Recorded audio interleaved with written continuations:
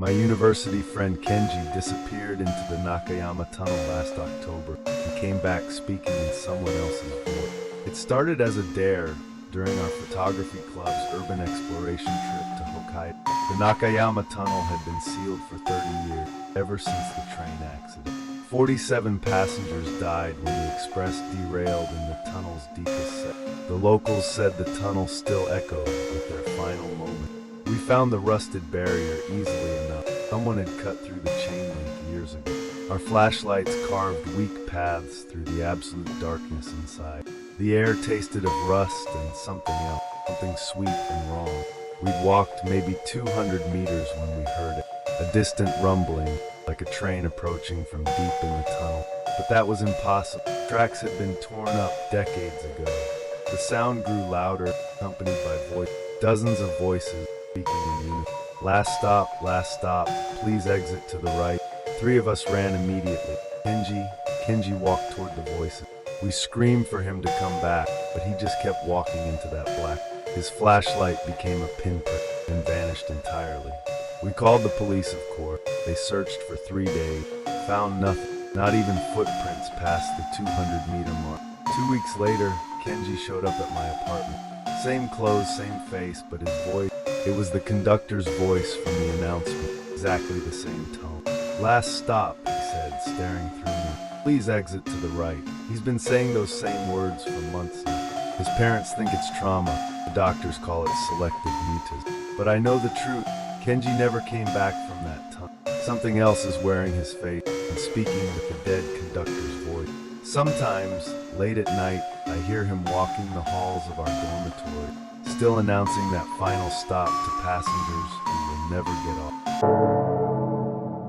The maintenance workers' report was simple. Children's voices in Tunnel 7, but no children found. I work for Tokyo Metro, specifically the abandoned line sections that tourists never see. Tunnel 7 was sealed in 1987 after a section collapse killed 6 construction workers. 2 of them were bringing their children to see the project that day. The investigation was buried, literally and figuratively, but maintenance workers still had to check the structural integrity every few months. That's when Yamada-san first heard them. Children laughing, playing games in the deepest part of the tunnel. He thought maybe homeless families were living down there.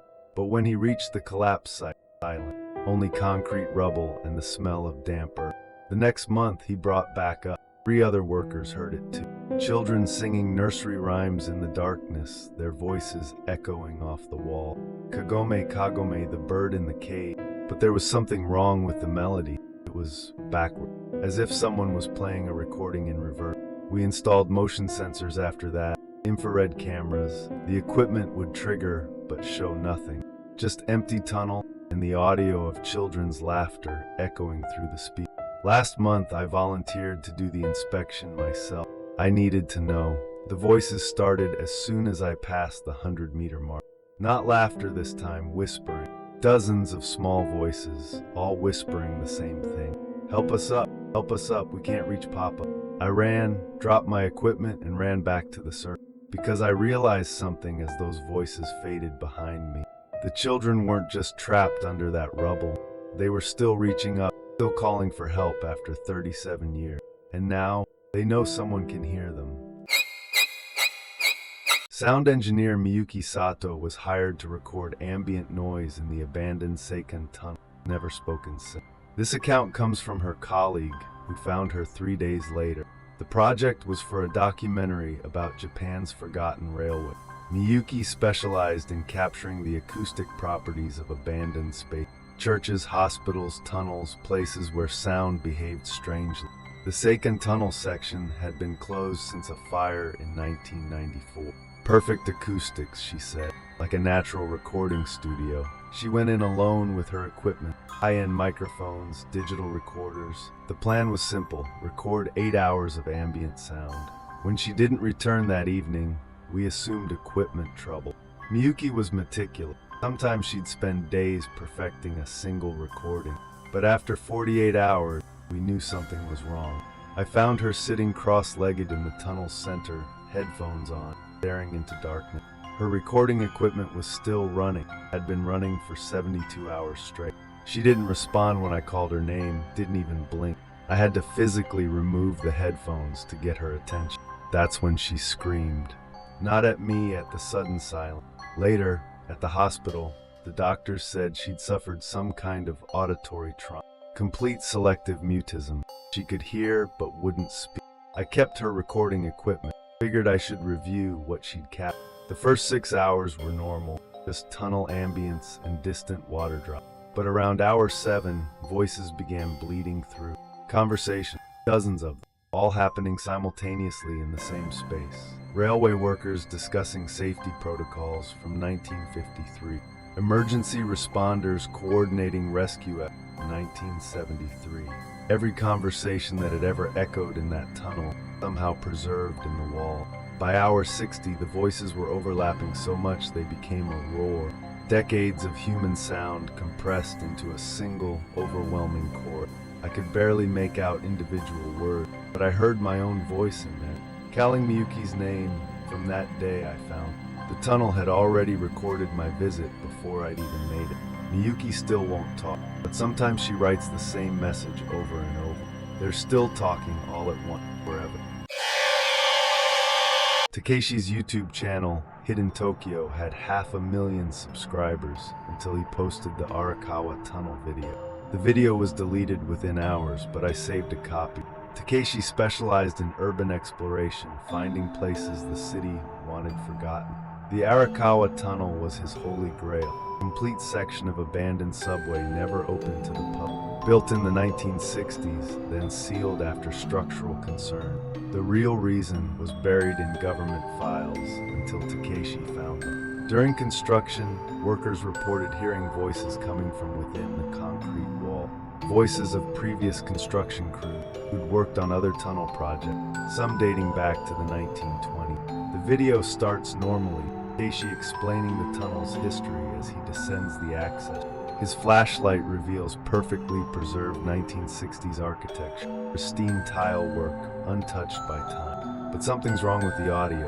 There's a constant low murmur, like distant conversation just below the range of understanding. Takeshi notices it around the 10-minute mark, stops talking, just listens. He approaches one of the tiled walls, places his ear against it. The voices become clearer. Work crews discussing construction schedules. Pour the foundation tomorrow, weather should hold.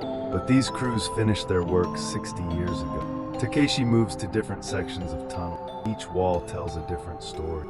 Emergency meetings about cave-ins, safety briefings, final shift report, all preserved somehow in the concrete itself. Then he reaches the end of the tunnel, where construction stopped abruptly.